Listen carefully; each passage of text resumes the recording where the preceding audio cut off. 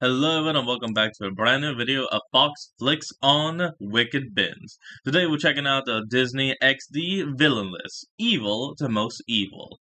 I had noticed that the audio was a little low, so I went ahead and turned on closed captioning so that we would be able to hear and understand what they're saying. Let's hop in and see which of these villains is the most evil. In the world of animation, Disney has had a lot of time to solidify themselves as a staple, with classic animated movies spanning the past 100 years. This has led them to have three unique channels to air their shows on, with the Disney Channel and Disney Junior both holding things for what many would consider a younger audience. Disney XD, on the other hand, is aimed toward... Hold on a moment. Sorry, but I guess I should have had that done before I even started recording. Oh well. Older children and younger teens, hosting all kinds of content. With many cartoons on this channel, it makes sense to have many villains to talk about. Hey guys, I'm Brad with Wicked Binge, and this is Disney XD Villains, evil to most evil. Let's do this. I wonder who will actually talk the show. A couple of caveats are necessary before we get started. You may notice this has a lot of crossover with our Disney Channel animated villain script from a while back, and that's because Disney was known to simulcast shows on both the Disney Channel and Disney XD, but some shows became permanently housed on XD. So shows like The Owl House and The Ghost and Molly McGee, which do air on XD, aren't included because they're considered part of the Disney Channel. We also will be considering shows that were required to air on XD, but weren't made by Disney, like Naruto Shippuden or Jimmy Two Shoes. It's also worth noting that we'll only be considering one villain per series, especially considering some shows have dozens of villains. And finally, one per series, huh? That does make it a bit more fair. Well, let some of the better villains shine out among the more known. So it doesn't overtake our list. All right, with our rules out of the way, let's start with... Hold on, folks. Alright, I think we're good to go now. For the characters that are bad to evil, the least evil character on our list is Brad Batowski from Kick Buttowski's Suburban Daredevil. Oh, well, yeah, he's Brad just an is the older main brother. Antagonist of the show, but he's not really all that bad of a guy. Just kind of an annoying older brother who's more of a nuisance. Older brothers all mean, but they're so great. Many stunts, I love my older brother, even if he is an a-hole. Generally trying to intimidate and embarrass the Suburban Daredevil. No one stands between me and my driver's license. Brad, like the other villains in Kick Buttowski, are mostly just rude or annoying, but never really evil. Plus, being a teenager, he's very focused on his image and doesn't want Kick upstaging him, but we can't call that evil. Next is Hildy Gloom from the 7D. Hildy is the wife of Grim Gloom and a powerful witch based on the evil queen from the original Snow White story. Unlike the queen, she's kind of a brat who likes to whine and cry to get the things she wants, being spoiled and obnoxious. Now that makes sense. Between her and Grim, she's the brains of the duo and comes up with evil plans, most of which aren't all that deadly. Hildy is more of a nuisance than anything, mostly being there to annoy the titular 7D. She can't rank any lower than this because while she's bad, she's not all that evil. Next is part-time villain Ripin from Pen Zero Part-Time Hero. Ripin is an alien from a far-off planet. You know, I don't think I actually ever remember this show. That is employed as both a high school art teacher and it doesn't ring a bell villain. or anything. Ripin is interesting because while he... Alright, you know, I'm just gonna put on auto and I'm just gonna go ahead and apologize for the drop in quality.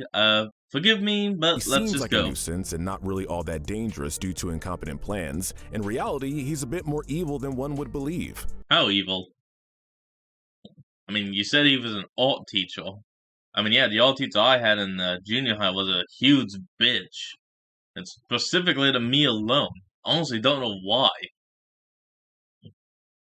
I mean, compared to one of our other students, and of that class, I mean, I was one of the best. Yeah, I may have been a bit more loud and out there, but come on.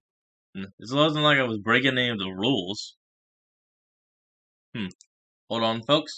Alright, I think we're good to go. Again.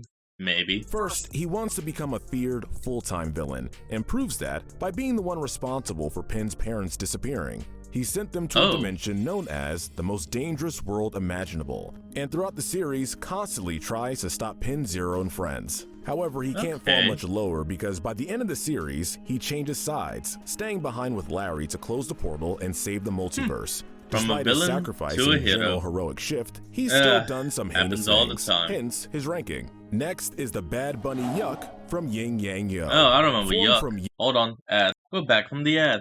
Yin's bossiness and Yang's aggression, Yuck is a level 5 Wu-Fu warrior who wants to become the strongest Wu-Fu knight ever. Yuck is a being created specifically to strive for power, and his bad actions can be pretty easily explained. And in one episode, he was actually good. He spends most of his appearances trying to slay Yin, Yang, and Master Yo, or being a trickster of some kind. He pretended to be Yin's like boyfriend, Yoki, only to betray her. His final appearance also features him trying to feed on Yin and Yang's shared aura before disappearing forever. Oh, I'm getting weaker.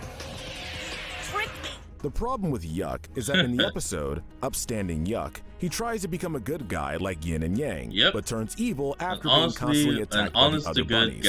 This implies that he's willing to become a good guy, but is quelled by his creators. Sure, he wants to assumedly murder the other bunnies, but the fact that he's willing to change ranks him here. Next is Commander Pyre from Star Wars Resistance. Pyre, as the name suggests, is the commander of a legion of stormtroopers who would be stationed on the Colossus. He initially came up with the plan of working with pirates, essentially leading to their eventual defeat. He's also responsible for supposedly killing Kel and Ella, although their deaths were fake. Pyre is a relatively high-ranking soldier and is responsible for several heinous actions. However, while it doesn't absolve all of his crimes, he was working entirely under orders. Whether he joined the First Order voluntarily or not is unknown, and if he knew what that would entail is also unknown. However, we do have to vilify him for his crimes, even if they were enacted on someone else's orders. Next is the Sorcerer from Randy Cunningham, 9th Grade Ninja. The Sorcerer, good show. And we're back, and like I said, sorry about the drop in quality. Was once a poor peddler who lived far in the past, before finding one of the mystical chaos pearls that caused him to become very powerful. The Sorcerer became a very... He found one, found the others, became sort of a god, and then was easily defeated by the first ninja. You know, now it actually gives a question. Where did the mask and the book come from? And how did the Tangrowth become a ruthless and power-hungry individual, feeding off negative emotions like fear and anger? He's been facing off against the Ninja Clan for hundreds of years, and will do just about anything. Yeah, he's been trying to defeat them, but he failed every single time. Hold on, folks. Alright, we're back. Let's just keep trying this. To deal with them. However, there are a few saving graces regarding the Sorcerer. First, he shows some human emotion, being romantically involved with the Sorceress, and shows intense happiness when she arrives again from her banishment, which means that he does have some semblance of humanity in him. This is also the case because once he's defeated, he merges with his human self and dies peacefully. The Sorcerer is an evil entity, there's no doubt about that. An evil However, man trapped there's in enough a humanity left in him to leave him here on our list. The supervillain Obake from Big Hero 6 the series is next. Obake is a consistent enemy of Big Hero 6, being a cold-hearted scientist who's focused entirely on his own fame by destroying San Francisco and rebuilding it in his own image. His plan is to cause an apocalyptic event so that people would fear and even respect him. He's tried to create a surveillance state by setting up security cameras everywhere in San Francisco. He's also wickedly smart, hacking into Alistair Cray's security cameras, tricking the borderline genius Honey Lemon into giving him the diary he needs for his plans. He tries to trick Hero into becoming a student while subsequently trying to destroy San Francisco. I'm a big fan. He does die among his work and lets Baymax go, so he isn't destroyed as well, saying he was satisfied with the scare so Baymax could leave. Obake is a terrorist and an evil person, no doubt, but at least he knows how to let the robot go. One major reason. When he was younger, he created a device that self-destructed, injuring the part of his brain that holds his moral compass, being unable to tell right from wrong. Next, we have Bradford Buzzard from DuckTales 2017. He's the chairman of the Duck Enterprises. We're back, hopefully. Alongside his Buzzard pals, Buford and Bentley. He's the founder of FOUL and the arch-enemy of Clan McDuck, specifically Scrooge's most personal arch-enemy. Throughout the series, he's constantly arguing with Scrooge. Wait, how is this guy more evil than the Wits of the Dime? However, he doesn't really take up a villainous role until Season 3, where we find out he's formed a group called FOUL to stop Scrooge and obtain his grandmother's lost treasures. In some instances, Bradford is not nearly as bad, being appalled that Glomgold's disrespect at Scrooge's fake funeral and letting Scrooge search for Della for over 10 years. However, good moments don't change how he acts during during his true villain arc in Season 3. He wants to slay the McDuck family, including the children, and doesn't show any sort of remorse for the harm he causes. He also hates the other members of FOUL, arguing with Black Heron and modifying Steelbeak's iconic beak to clamp down on his command. He's also a coward, running from fights to save his own skin, and is dismissive of even being a villain, which is its own can of worms. Bradford hates being referred to as a villain and will blame everyone but himself for the damage and destruction he causes, even blaming the Ducks when the sort of Swanstein reflects his base desires and makes him into a base villain. The only thing stopping him from falling lower on our list is his standards. He doesn't want to destroy the world or society. He wants to rule it from the shadows and knows when some items are too dangerous to be used. Bradford, despite his efforts to be called otherwise, is indeed a bad guy and a villain, hence his ranking. Next is Abraham Kane from Motor City. Kane is a businessman and the owner of Kane Co. and the titular Motor City. He hates cars and everything that has to do with them, saying they give people freedom, which he can't stand. Kane plans to lay waste to Motor City, so he can expand Detroit into Detroit Deluxe. He's maniacal and willing to do anything for business purposes, and while we never see him actively kill anyone, nothing against Detroit, implied that he's willing to do so if that will help him in his conquest. He despises dissent and acts almost like a dictator, having many fascist tendencies, including planning a literal genocide on Motor City. Sure, he cares about his daughter, but we don't think that can forgive his plans. Next, we have a Star Wars villain, the Grand Inquisitor from Star Wars Rebels. He's a member of the Empire during the many years it was around, being the leader of a group of highly trained Inquisitors designed to hunt down and either kill or kidnap Jedi. He leads this group with an iron fist and is responsible with a wide variety of war crimes and murders, perpetuating a genocide of Jedi and torturing and brainwashing other Jedi to become Inquisitors. Now that's evil. He worked with a cold, analytic mind, full of dark intentions and a lot of information on how to kill Jedi. He knew how to strike fear, anger, and intense doubt into his enemies, utilizing his knowledge of Jedi and his special lightsaber to trick them. He was filled with intense devotion to the Empire and his master, more than willing to kill and slaughter for them, being responsible for the deaths of countless Jedi. However, while he worked on the orders of the tyrannical Empire, he was also the leader of a group, giving out his own orders, and we can't dock him any points for what he's done. Next is Derek from Milo Murphy's Law. Derek is the final son of the merciless King Pistachian, who Milo and Co. dealt with during the battle against the Pistachians. Derek was knocked into the time stream and left back in the year 1955, where he spends years planning his revenge. He disguises himself as an intern to the Dr. Zone show, planning to use the revenue from the show to fund his revenge and forming of an army to use against Milo. He's looking to dominate the Earth and become its ruler, leading to capture and supposed death of all those he imprisons. Derek shows no mercy during his run, and may be worse than his father, sadly, because he's only really a villain in one episode, so we can't rank him any lower. Next is the main villain from Tron Uprising, General Tessler. Tessler is maniacal, sadistic, and full of hatred and rage. He loves toying with traitors and will duress soldiers who bring unwelcome news, leading to their deletion. He is a silver-tongued tyrant who blames all the problems on the renegade. He rules with an iron fist and convinces those under him that his despotic rulings are for the good of the citizens. He shows little to no remorse and has a massive kill count. He makes many of those lower on the list look like good guys by comparison.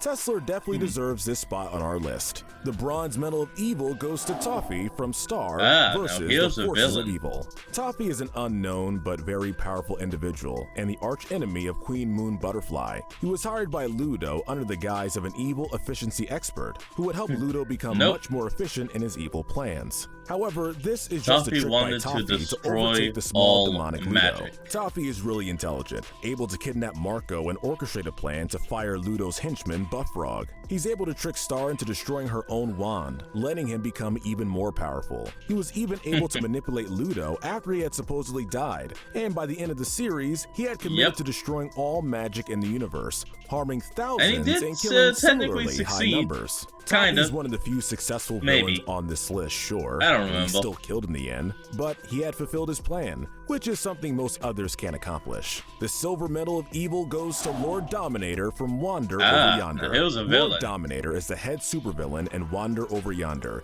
and she uses this role to her advantage. She wears very powerful armor that makes her a very silent, intimidating monster that no one knows about. Outside of her armor, she's a fun-loving maniac, full of powerful abilities and manic energy. She's able to force all the villains in the galaxy to be subservient to her, which shows her because she's a woman and severe power. Unlike others and in the I'm not series, saying that that's just woman powers, but because she is female, they submit. Every planet in her path. Like Toffee, she actually manages to do so, genociding hundreds, if not thousands of planets. But this makes her bored and depressed, only to almost befriend Wander, even if she didn't want to admit it. She had slaughtered millions, and the only reason she doesn't grab gold is because, like before, she's overshadowed by a very familiar face. That face belongs to Bill Cipher from Gravity Falls, evil who gets the gold medal of evil. Bill is the main antagonist throughout the series, and while he only has a handful of episode appearances, he makes the most of it. He's not the only most powerful villain on this list, but definitely the most evil.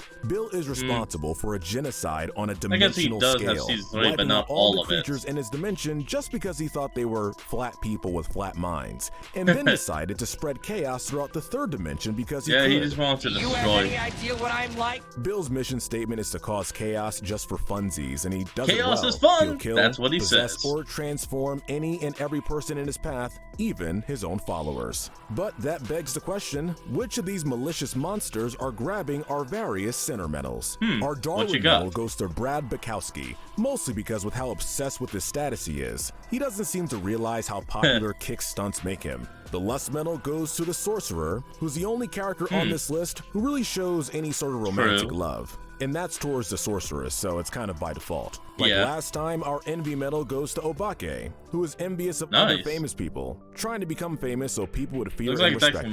Taking the Wrath medal is Bill Cipher, who's constantly shown as an angry and annoyed person, blowing up that's kind of clear and obvious as well. Jumping straight to murder when the Pines start to run. Earning the Pride medal is Derek, whose whole shtick is from his father, and becoming a handsome man just to defeat his enemies. He's very prideful. Finally, our Greed medal goes to Bradford, who's totally obsessed with the finances of McDuck Corporation, even as a villain. Alright guys, that's it. Let us know in the comment section if you agree with our— And with that, that is where we're going to end off today's episode. Oh crap. Well, gotta do this quick. Remember, like, comment, and subscribe for more. Down in the description will be a link to the original video. Remember, support the original creator and all they do. This year, and I'll see all of you folks next time when we flick on a new video. Peace out.